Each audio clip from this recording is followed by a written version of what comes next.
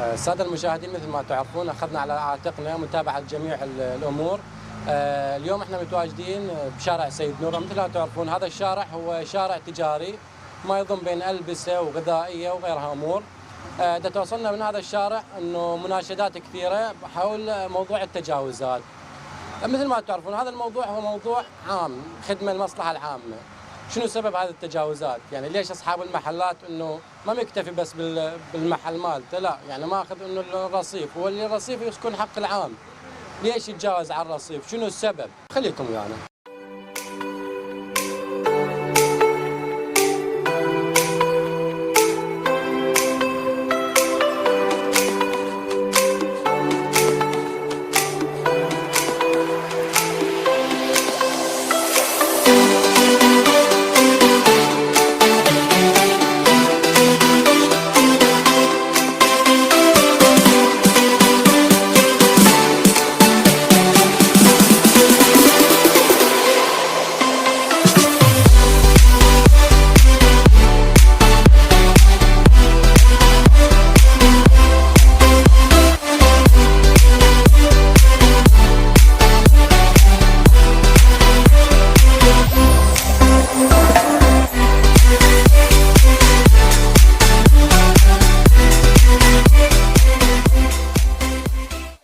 السلام عليكم. عليكم السلام. عرفنا على حضرتك؟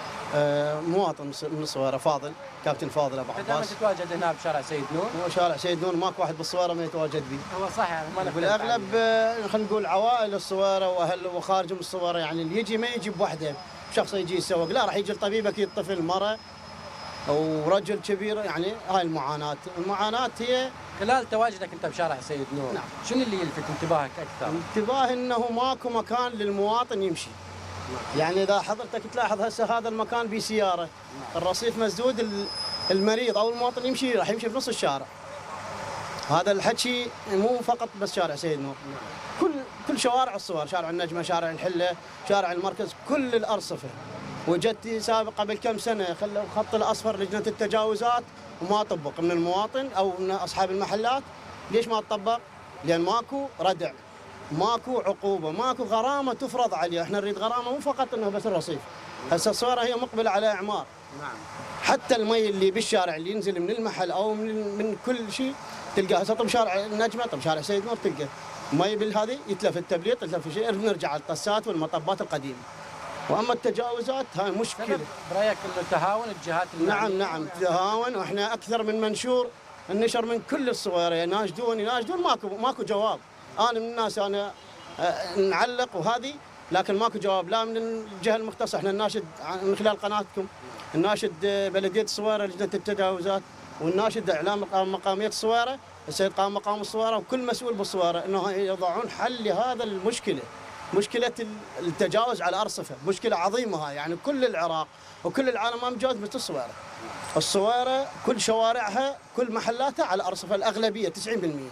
فاحنا نناشد المسؤولين وهذه عبر قناتكم انه يضعون حل، يعني خلي لجنه التجاوزات تفعل دورها اللي بالبلديه، اخواننا في البلديه، وان شاء الله ما يقصرون، لكن رجاء يضعوا لها حل. لان ماكو واحد هسه تصور لاي مواطن هذا الرجل شايل ابنه يمشي بنص الشارع. هذا لاحظ اذا هسه تاخذ الكاميرا ده يمشي بنص الشارع، ليش ما مجبور؟ انا جاي راجع على طبيب او افد شيء. فنتمنى من الجهات المعنيه انه تنظر بهذا الموضوع. مو فقط الخط الاصفر صار وما طبق، اذا طبق الخط الاصفر ما نقول كل الرصيف، اذا طبق الخط الاصفر اللي هم خال للمحل. لا والله العظيم شوف يعني منظر جميل للصويره، خاصه هي تمر بمرحله اعمار، احنا اللي كنا محرومين منها سنوات. وشكرا لكم، شكرا لك، ممنونين، شكرا جزيلا. السلام عليكم. سلام عمري. شلون؟ الف هلا. انت واحد من اصحاب المحل. نعم. احكي لي. موضوع التجاوزات.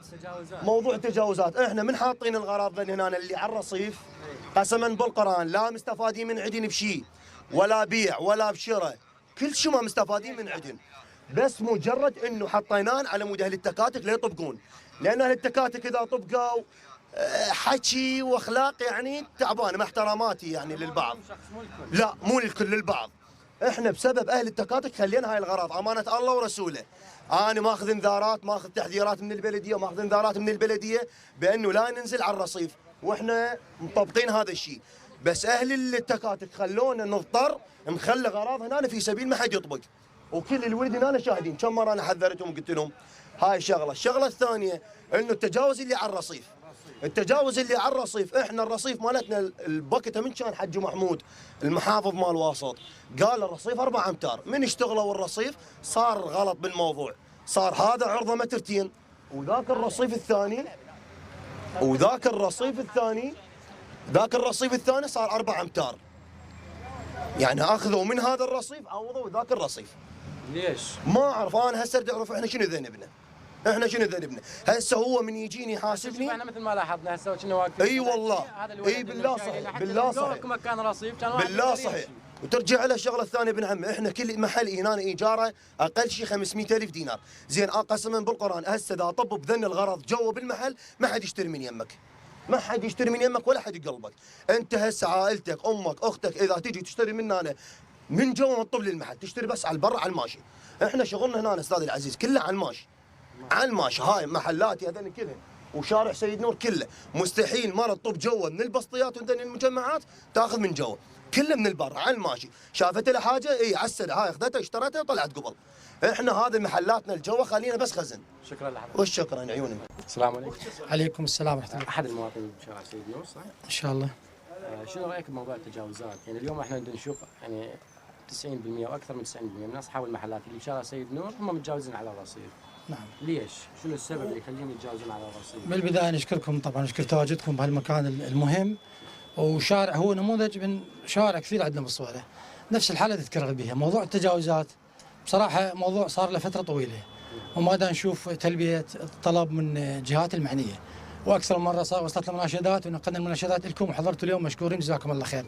فنريد صوتنا يوصل، يعني دا نشوف الارصفه ما شاء الله كلها رايحه للمحلات، هسه ما نعرف المحلات البلديه مزرتها هي متجاوزه عليها، اذا متجاوز عليها فالمفروض اكو حساب، واذا البلديه مزرتها هم خلي واحد شجاع مثل ما نقول يطلع لنا ويقول يابا اني المتبنى هاي القضيه. يعني العوائل تقدر تمشي واللي يتبضع ايضا ما يقدر يتحرك، السيارات واقفه بحدود الرصيف اللي ماخذه كل سياره فد متر ونص بالجهتين، ولذلك حتى شارع ما بقى، لا المره يقدرون يتحركون ولا العوائل تقدر تتبضع ولا اللي عنده حاله طارح تقدر تصعد منها، اقل شيء المفروض هاي السيارات ما تبقى هنا، اكو ساحات متعدده موجوده عندنا، والرصيف ايضا من راح يروح التجاوز منه راح الناس تتحرك براحتها، والموضوع حتى انه القانون يرضي الكل، يرضيك وينطينا حقي وينطيك حقك وللكل اكيد يعني، والامور واضحه، يمكن الموضوع مو جديد على الناس. بس احنا حبينا الموضوع يوصل للجهات المعنيه حتى تاخذ الاجراء، وشكرا لحضوركم. شكرا لحضرتك. اشكرك ممنون. الساده المشاهدين مثل ما شفتوا التجاوزات على الرصفه، الرصيف حق عام مو حق ملك واحد، لا حق ابو محل ولا حق اي شخص. رسالتنا ورساله المواطنين الى الجهات المعنيه وايضا الى كل من يهمه الامر، متابعه مثل هيك مواضيع وحلها.